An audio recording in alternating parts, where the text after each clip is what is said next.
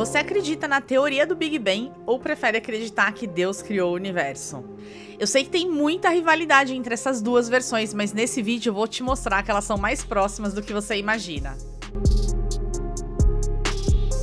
No início do século passado, surge um personagem na física que vai mudar a história da ciência. Um jovem físico alemão desconhecido acabava de começar a trabalhar em um escritório de patentes na Suíça, em uma cidade chamada Berna, e seu nome era Albert Einstein. Diferente dos cientistas de renome na época, o Albert Einstein ele não estava na universidade quando ele começou a propor suas ideias sobre o universo. Em 1905, ele publica 5 artigos que vão revolucionar a física, e um deles dá origem à sua teoria mais famosa, a teoria da relatividade. Alguns anos mais tarde, ele aplica as equações da relatividade para tentar entender o universo. E ele chega à conclusão de que o universo deveria ser estático, ou seja, um universo que não teve origem e que não terá fim, um universo eterno. Mas as próprias equações da relatividade indicavam que o universo possivelmente estava em expansão. Mas Einstein não ficou feliz com isso, e ele então tenta fazer uma correção forçada a esses resultados. Ele adiciona em suas equações um termo que ficou conhecido como constante cosmológica. Esse termo ele serviu basicamente como uma espécie de cola que segurava ali o universo estático assim como ele queria. Spoiler, deu muito ruim isso. Mais tarde, ele chama essa constante cosmológica de o maior erro de sua vida. O universo de Einstein ele agradava a comunidade científica da época, porque já existia meio que uma expectativa de que o universo era estático. Mas essa conclusão colocava em xeque uma ideia que nem era da área da ciência, mas ela era muito importante para a sociedade, a ideia de que o universo tinha um criador. Porque pensa comigo, se o universo ele não teve início e não vai ter fim, logo não existe a necessidade de um criador. Então esse modelo ele não dava margem para a existência de um ser supremo, criador do universo. Mas calma que esse jogo vai virar. Nessa época, muitos cientistas voltaram a atenção para esse tema e começaram a aplicar as equações de Einstein para tentar também entender o universo. E novamente, novas soluções começaram a indicar o universo em expansão, assim como Einstein já tinha previsto lá no início, mas tinha corrigido com a constante cosmológica. Junto com o desenvolvimento dessas teorias, a astronomia observacional também caminhava a passos largos e as primeiras evidências de que o universo estava em expansão começaram a aparecer. Através de um fenômeno físico que já era conhecido pelos cientistas há muito tempo, um astrônomo norte-americano descobre que a maioria das galáxias que a gente consegue observar no céu estão se afastando de nós. Esse astrônomo foi Edwin Hubble. Isso mesmo, o Hubble do telescópio Hubble. E além disso, ele descobre uma coisa muito impressionante, que quanto mais longe as galáxias estão da gente, mais rápido elas se afastam de nós. Só uma pausa para uma informação importante. O efeito Doppler vai ser o tema do nosso próximo vídeo, então não perca ele para você entender como é que o Hubble conseguiu concluir, olhando para as galáxias, que elas estão se afastando de nós. Além disso, se você tá gostando desse vídeo, já deixa o joinha aí e não esqueça de se inscrever no canal. Agora, saindo da física observacional e voltando para a física teórica, enquanto grandes nomes da ciência estavam batendo cabeça com as equações de Einstein, surge um personagem que vai mudar toda essa história. Um padre católico belga, isso mesmo, você não ouviu errado, um padre católico. Ele propõe uma solução ousada para as equações de Einstein. Esse padre foi Georges Lemaitre, que causou uma reviravolta nas teorias que explicavam o universo. Bom, ele começa admitindo o que ninguém queria admitir, que o universo estava de fato em expansão, já que as próprias equações estavam indicando isso. Então ele chega à conclusão de que se o universo está em expansão, no passado o universo era menor do que ele é hoje. E se a gente voltar um pouco mais no tempo, ele era menor ainda.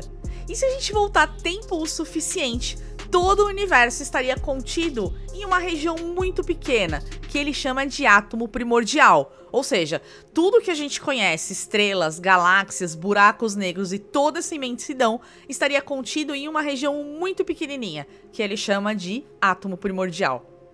Então ele conclui que sim, o universo teve um início, já que rebobinando a fita cósmica do universo, tudo estava contido num espaço muito pequeno. Se bem que nem faz sentido eu falar em espaço, a gente já vai entender o porquê. Bom, mas veja bem, pro Lemaitre, o universo ele não surge de qualquer jeito. Ele vai surgir de uma forma bombástica, catastrófica, uma grande explosão cósmica.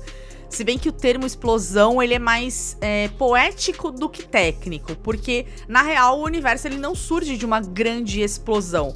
Porque o termo explosão ele nem faz sentido. Quando algo explode, explode em algum lugar e em algum momento e ejeta matéria para todos os lados. Já o universo, ele não estava em lugar nenhum, porque nem o espaço tinha nascido. E também não explodiu em um determinado instante, porque o tempo também não tinha nascido. Então, o conceito de explosão é um pouco equivocado para a gente falar da origem do universo. Bom, mas o que importa que a gente tá falando aqui é que um padre, que era físico, propôs então que o universo surge desta forma, de uma forma bombástica.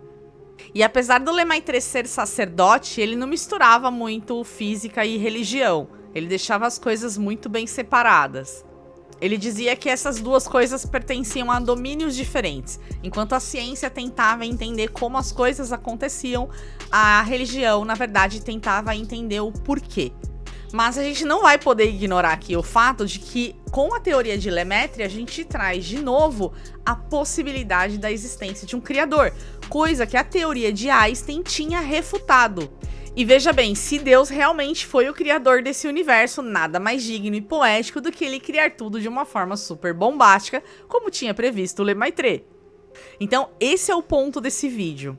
Enquanto muitas pessoas não querem nem ouvir falar de Big Bang porque acham que isso refuta a ideia de que Deus tenha criado o universo, essa teoria, na verdade, fez justamente o contrário. Mas é claro que eu não tô aqui nem para defender a ideia de que Deus criou o universo ou para falar que não criou o universo. Meu objetivo aqui é trazer um pouquinho da história da ciência para vocês perceberem que essas coisas elas não se contradizem. Não existe problema nenhum em você ser um religioso e também ser um cientista ou uma pessoa apaixonada por ciência. Por muito tempo se propagou a ideia de que cientistas tentavam provar que Deus não existe. E isso não acontece, pessoal, porque, primeiro, um cientista, a ciência de forma geral, ela trabalha com grandezas físicas, com tudo aquilo que a gente pode e consegue medir. Por exemplo, eu consigo medir a velocidade de um carro, a temperatura de uma estrela distante ou o brilho de uma supernova que aconteceu há milhões de anos atrás. E tudo isso, então, é a área de estudo da ciência. Mas a ciência, ela não se aventura a estudar aquilo que ela não consegue medir.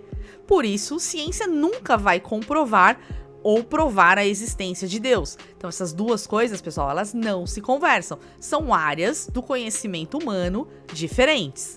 Assim como Lemaitre já tinha dito, a ciência ela tenta entender o como e talvez a religião o porquê. O Lemaitre até chegou a apresentar suas soluções para o Albert Einstein, mas sabe o que ele disse? Ele disse o seguinte: seus cálculos são incríveis, mas a sua física é abominável. Bom, anos mais tarde, o Einstein acaba reconhecendo as soluções de Lemaitre e admite que foi uma das explicações mais belas para a criação do universo que alguém já tinha proposto. Agora pausa para uma curiosidade. Você sabia que o termo Big Bang ele não foi dado nem por Einstein e nem por Lemaitre? Ele foi dado, na verdade, por um rival da teoria do Big Bang. Ele foi dado por um físico chamado Fred Hoyle, que tinha uma teoria para explicar um universo completamente diferente do Big Bang. O Fred Hoyle, ele tinha um programa de rádio na BBC e em um dos episódios onde estava borbulhando muito essa ideia do Lemaitre, o Fred Hoyle, ele chama essa teoria, então, desse padre, a teoria da grande explosão.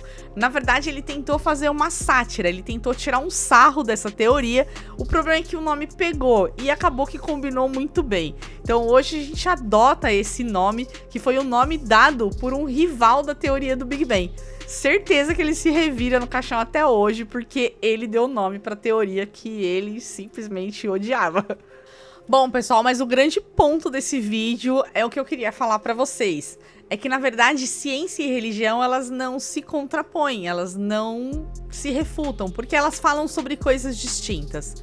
A ciência, ela tenta entender o universo e como tudo funciona com base em evidências científicas.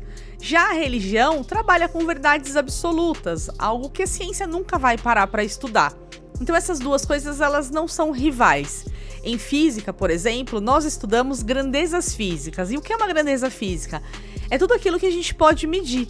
Mas eu não posso, por exemplo, em física, estudar coisas que eu não consigo medir. Por exemplo, eu não consigo medir o amor. Então a física não vai estudar o amor. Eu não consigo medir Deus. Então a física também não estuda Deus. Já que física não estuda Deus, ela nem reafirma a sua existência, como também não refuta. Porque essas duas coisas são completamente diferentes.